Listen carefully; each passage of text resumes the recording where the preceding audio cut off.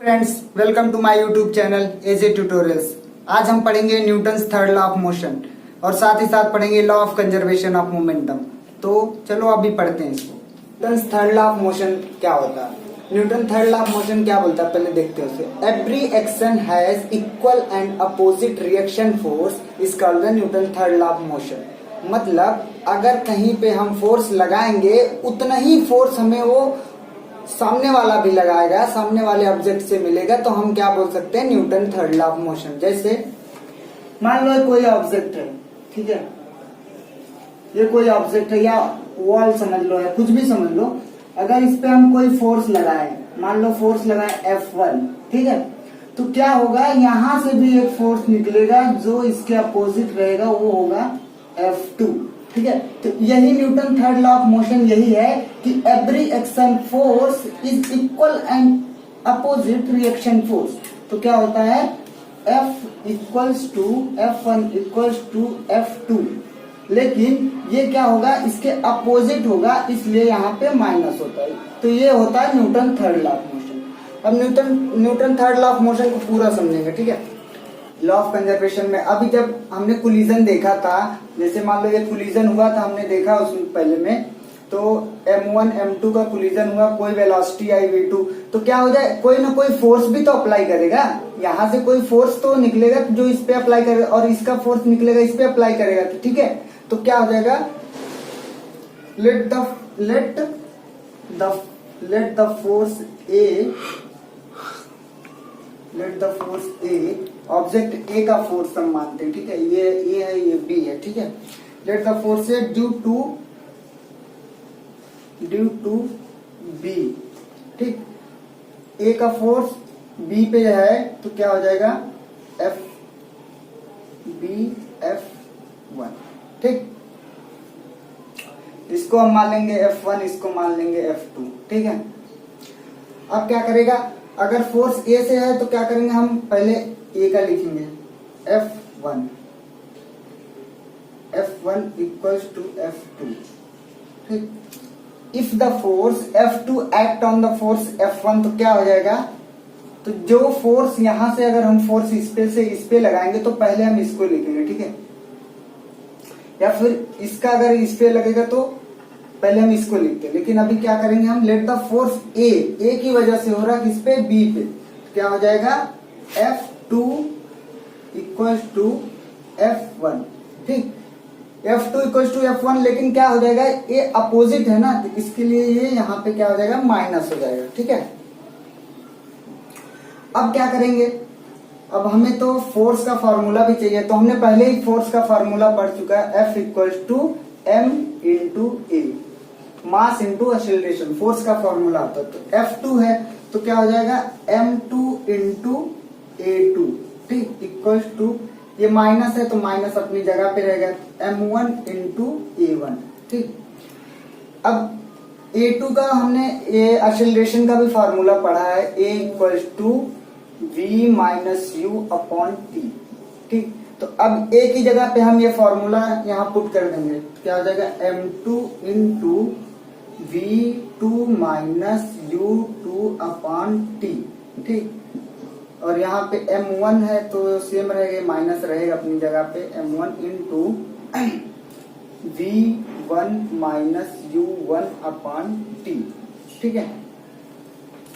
अब T से T cancel हो जाएगा, क्या बचेगा हमारे पास, इसको मल्टीप्लाई करके देख लेते हैं। M2 यहाँ मल्टीप्लाई हो तो ये हो जाएगा M2 V2, और ये माइनस है, ये प्लस है, तो ये हो जाएगा minus M2 U2 equals to, ये माइनस है, ये माइनस है, तो क्या हो जाएगा, ये प्लस है, ये माइनस है, तो क्या हो जाएगा, माइनस M1 V1, ये माइनस मल्टीप्लाई होगा तो प्लस हो जाएगा M1 U1, ठीक है।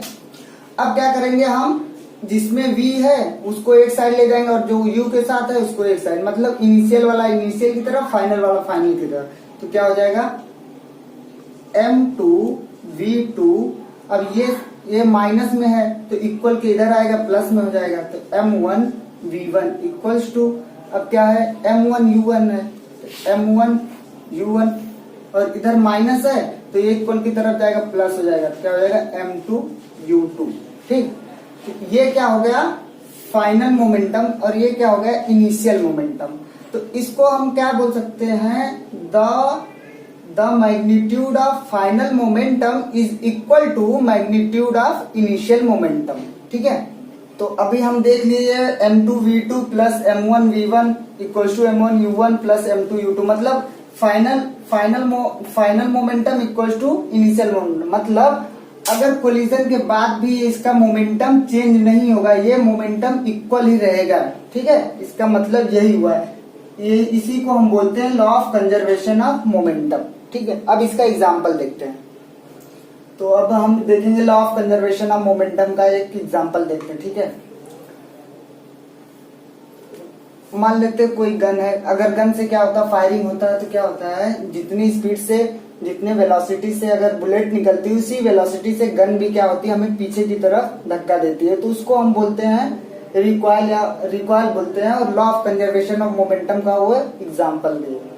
ठीक है, अब उसको सॉल्व कैसे करते हैं देखते हैं, उसको थोड़ा सा इसका सॉल्व करके देखते हैं। मान लो ये गन है, ये बुलेट है। ठीक है, इसका कोई मास होगा m1, और अगर कोई गन है, ठीक है, कोई गन है अगर, उसका भी कोई मास होगा m2। ठीक, तो मान लेंगे मास ऑफ बुलेट, इसको हम सॉल्व करके देखते क्या होता है m1, mass of gun m2। ठीक, अब इसकी वेलोसिटी भी होगी, कुछ ना कुछ वेलोसिटी होगी, इट्स वेलोसिटी इज v1। ठीक है, तो अभी इसका मास हो गया, mass of bullet, mass of gun और वेलोसिटी, तो क्या हो जाएगा मोमेंटम हमें मिल गया अभी। तो मोमेंटम का फॉर्मूला क्या होता है, p इक्वल टू mv।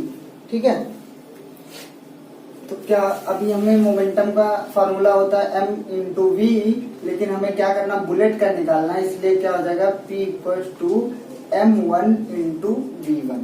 ठीक है, अब क्या करेंगे, अगर बुलेट क्या है वेलोसिटी से जाएगी, लेकिन उसके पहले क्या है बुलेट और गन दोनों रेस्ट में है। ठीक, अगर बुलेट और गन दोनों रेस्ट में है तो उसका क्या मोमेंटम क्या हो जाएगा जीरो, इनिशियल मोमेंटम भी जीरो, फाइनल मोमेंटम भी जीरो।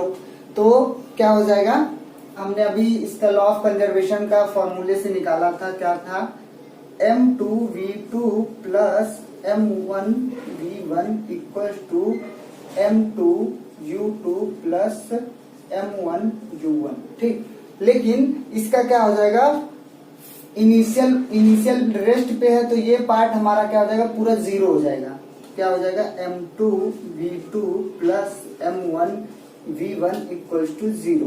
ठीक, अब ये पार्ट जीरो है तो ये पार्ट को हम इस साइड ले जाएंगे। ठीक है, m2v2 इक्वल टू, जब इक्वल के इधर हो जाएगा तो साइन चेंज हो जाता है, तो ये अगर प्लस है तो ये क्या हो जाएगा माइनस m1v1। ठीक, अभी हमें चाहिए वेलोसिटी, उसकी बुलेट की वेलोसिटी चाहिए, तो क्या करेंगे ये नीचे आएगा तो ये क्या हो जाएगा डिवाइड हो जाएगा, तो माइनस m1v1 अपॉन m2। ठीक, तो इसको हम ऐसे भी लिख सकते हैं v2 equal to minus m1 upon m2 into v1। ठीक है, ये क्या हो गया रिकॉइल का वेलोसिटी हो गया। ठीक, तो ये था हमारा आज का टॉपिक जो हम कर चुके हैं। ठीक है, अगर आपको वीडियो अच्छा लगा तो प्लीज शेयर, लाइक और सब्सक्राइब जरूर करें। Thank you.